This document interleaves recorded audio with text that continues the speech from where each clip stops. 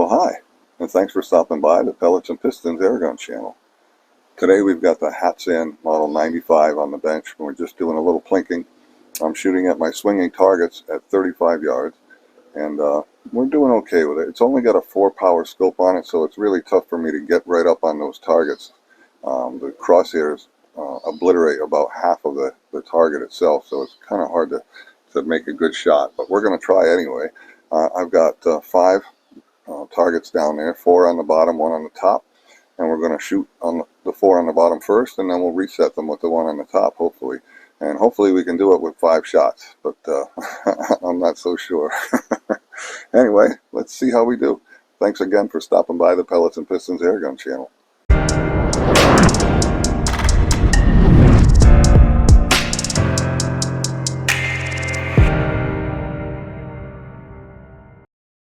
Okay, so let's see what this Hatsan Model 95 can do at 35 yards. These targets are roughly 1.75 inches in diameter, maybe 2 inches. And again, it's tough with a 4-power scope, but let's see what we can do.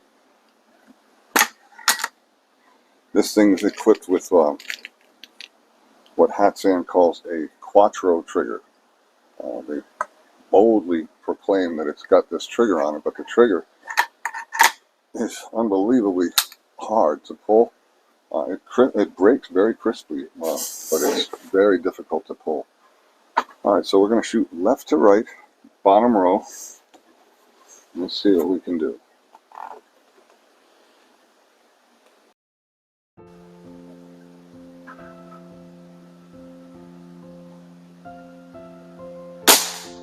There's a miss.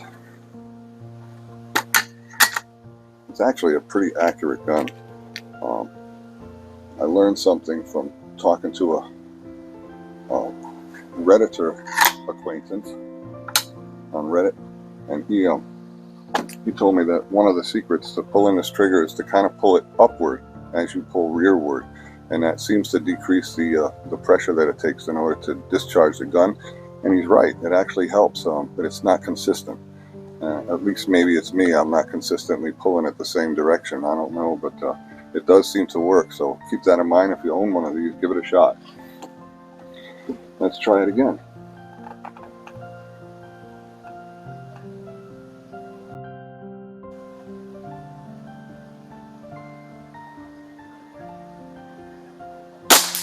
There we go.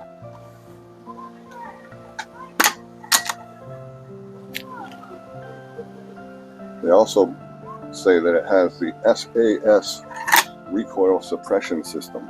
It's supposed to lighten the felt recoil. However, I find no difference between this and any other break barrel spring powered air rifle. It still has the same type of recoil. So I don't know what that's about. Probably just a selling gimmick.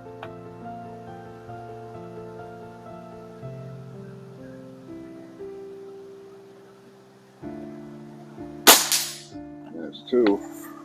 This thing really packs a punch. It's 22 caliber. I'm shooting the H&N Field Target Trophy pellets. I don't know why, but they seem to perform on a lot of 22 caliber guns. So I keep these on hand.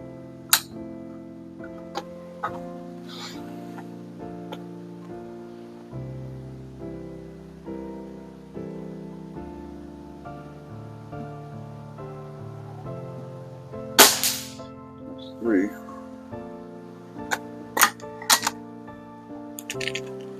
I did have this gun apart. It had a little buzz when I first got it, but it wasn't bad. So all I did is apply some spring tar to the spring, and that shut the thing right up. Now it shoots real smooth.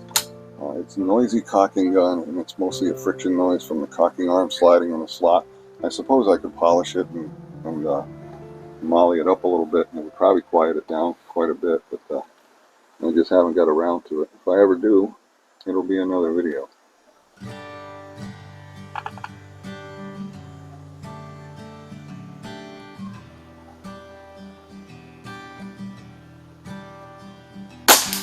There's 3 or 4. Alright.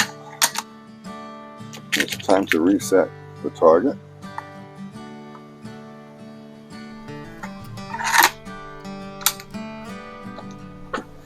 Let's see. if we can do that.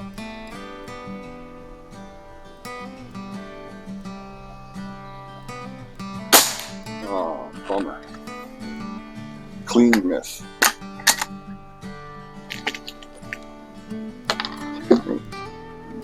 That's the only problem with shooting on this table. If I drop a pellet, it tends to either get lodged in the crack or it falls through the crack.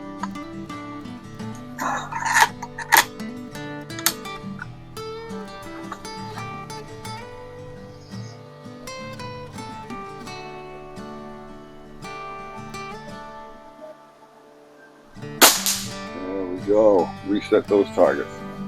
So anyway, that's the Hatsan Model 95. It is a nice rifle if you can put up with a stiff trigger. It's very accurate. It's quite powerful in 22 caliber. That's the caliber I'd recommend to get it in.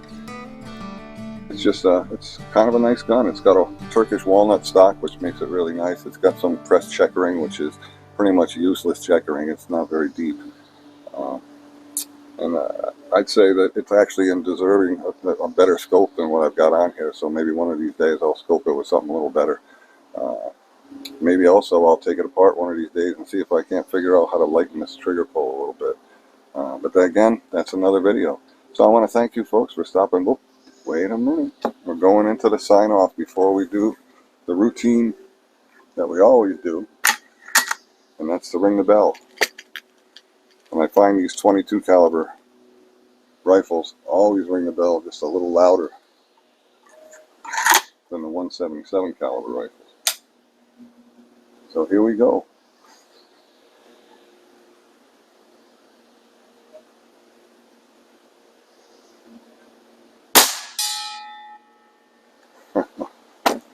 So now I want to thank you for stopping by the Pellets and Pistons Airgun channel. If you haven't subscribed already, please do that.